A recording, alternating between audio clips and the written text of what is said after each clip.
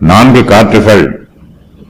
இவைகளுக்கு பின்பு பூமியின் 4 திசைகளிலும் 4 தூதர்கள் நின்று பூமியின் மேலாவது, சமுத்திரத்தின் மேலாவது, ஒரு மரத்தின் மேலாவது காற்று அடியாதபடிக்கு பூமியின் 4 காற்றுகளையும் பிடித்திருக்க கண்டேன்.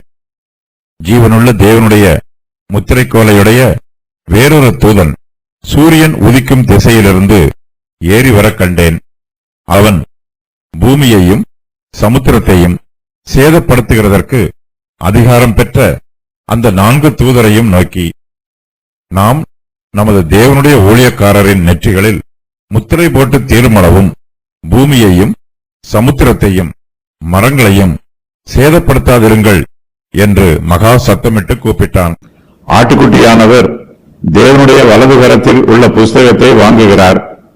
அந்த புஸ்தகத்தில் 7 முத்திரைகள் போடப்பட்டிருக்கிறது. ஆட்டுக்குட்டியானவர் அந்த முத்திரைகளில் 6 முத்திரைகளை உடைக்கிறார். அதன் பின்பு 7ஆம் முத்திரையை அவர் உடைப்பதற்கு முன்பாக அப்போஸ்தலர் யோவான் வேறொரு தரிசனம் காண்கிறார். பூமியின் 4 திசைகளிலும் 4 தூதர்கள் நின்று கொண்டிருக்கிறார்கள். இவர்கள் பூமியின் 4 காற்றுக்களையும் பிடித்துக் கொண்டிருக்கிறார்கள். இதனால் பூமியின் மேலாவது, சமுத்திரத்தின் மேலாவது, ஒரு மரத்தின் மேலாவது காற்று அடிக்கவில்லை. இவற்றின் மீது காற்று அடியாதபடிக்கு 4 திசைகளிலும் 4 தூதர்கள் 4 காற்றுகளையும் பிடித்துக் கொண்டிருக்கிறார்கள். இந்த காற்றுக்கள் தேவனுடைய சபைக்கு துன்பங்களை கொடுக்கக்கூடியவை. இவை தேவனுடைய சபைக்கு உபத்திரவங்களையும் பிரச்சனைகளையும் கொடுக்கக்கூடியவை. தேவ தூதர்கள் இந்த காற்றுக்களை பிடித்துக் கொண்டார்கள். இதனால் இந்த காற்றுக்கள் தேவனுடைய சபைகளுக்கு துன்பம் உண்டாக்க முடியவில்லை.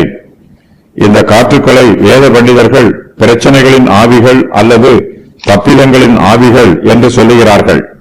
இவை பூமியில் 4 திசைகளிலும் வீசுகிற 4 காற்றுகளோடு ஒப்பிடப்பட்டிருக்கிறது. 4 காற்றுகளும் ஒன்றுக்கொன்று எதிர் திசையில் வீசும். இவற்றுக்குள் ஒற்றுமை இராது. ஆனாலும் 4 காற்றுகளும் வெவ்வேறு திசைகளில் இருந்து வீசுவதனால் இவை தேவனுடைய திராட்சை தோட்டத்தில் மிகுந்த சேதத்தை உண்டு பண்ணும். உபத்திரவங்கள் காற்றை போலவே வரும். காற்று ஓரிடத்தில் நிலையாக நிற்காது. ஏதாவது ஒரு திசையில் வீசிக்கொண்டே இருக்கும். கள்ள போதகர்களுக்கும் இந்த காற்றுக்கள் ஒப்புமையாக சொல்லப்படுகிறது. கள்ள போதகர்களும் கள்ள தீர்க்கதரிசிகளும் நிலையில்லாதவர்கள் சத்தியத்தில் உறுதியாய் நிலைத்திருக்க மாட்டார்கள். பூமியில் 4 திசைகளிலும் 4 தூதர்கள் நின்று பூமியின் 4 காற்றுகளையும் காற்று அடியாதபடிக்கு பிடித்துக் கொண்டிருக்கிறார்கள். இதனால் வஞ்சகத்தின் ஆவிகளால் கிரியை நடப்பிக்க முடியவில்லை. 4 தூதர்களும் அவர்களுடைய துன்மார்க்கமான கிரியைகளை தடுத்து நிறுத்துகிறார்கள். கர்த்தருடைய தூதர்கள் சபைக்கு நன்மை செய்கிறார்கள். சபையின் சத்துருக்களை செயலிழக்க செய்கிறார்கள். சத்துருக்களின் கிரியைகள் ஒரு குறிப்பிட்ட காலத்திற்கு மாத்திரமே தடை பண்ணப்படுகிறது. இதன் பின்பு வேறொரு தூதன் ஏறி வருகிறான். இவன் சூரியன் உதிக்கும் திசையில் இருந்து ஏறி வருகிறான். இவனிடத்தில் ஜீவனுள்ள தேவனுடைய முத்திரைக்கோல் இருக்கிறது. இந்த தூதன் மற்ற 4 தூதர்களிடம் மகா சத்தமிட்டு பேசுகிறான். 4 காற்றுகளையும் பிடித்திருக்கிற 4 தூதர்களும் இந்த 4 தூதர்களும் ஒரே தூதர்களா அல்லது வெவ்வேறு தூதர்களா என்பதை வேத பண்டிதர்கள் ஆராய்ச்சி செய்து வருகிறார்கள்.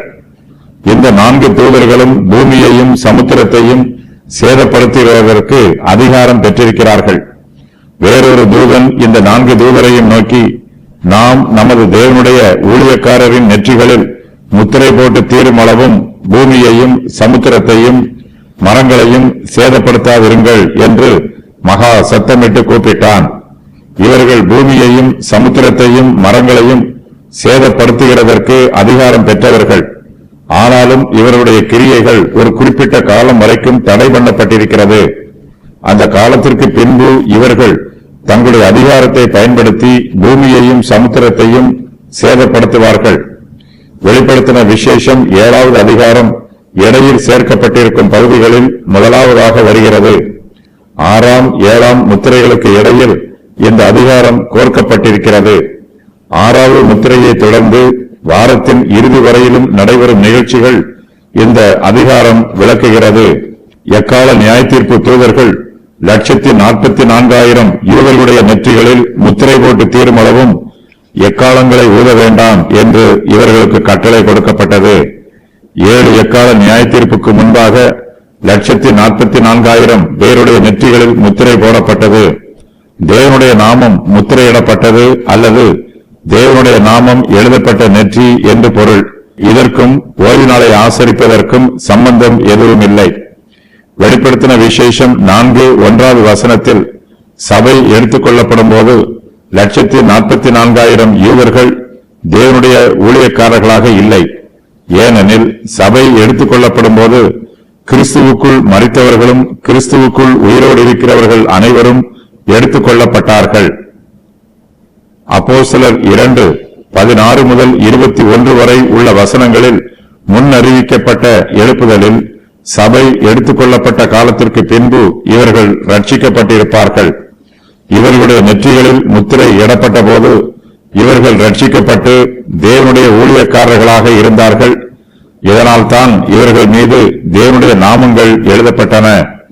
முத்திரை போடுதல் ஓர் உண்மை சம்பவம் என்பதற்கு ஆதாரங்கள் வெளிப்படுத்தின விசேஷம் 7:3, 14:1 ஆகிய வசனங்களில் இந்த சத்தியம் தெளிவாகவும் வெளிப்படையாகவும் கூறப்பட்டிருக்கிறது. அவர்களுடைய நெற்றிகளில் முத்திரையிடுவது எல்லோரும் காணக்கூடிய விதத்தில் இருந்தது. ஆகையினால் முதல் 4 எக்கால தூதர்கள் இவர்களுடைய நெற்றிகளில் முத்திரை போட்டு தீருமளவும் எக்காலம் ஊத வேண்டாம் என்று கூறினார்கள்.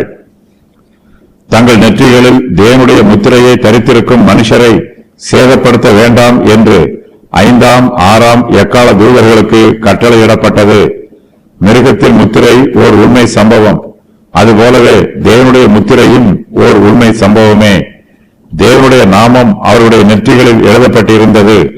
ஜெயம் கொள்ளுகிறவர்கள் மீது நாமங்கள் எழுதப்படும். அதுபோலவே ஜெயம் கொள்ளுகிற 144,000 பேர் மீது தேவனுடைய நாமம் எழுதப்பட்டது.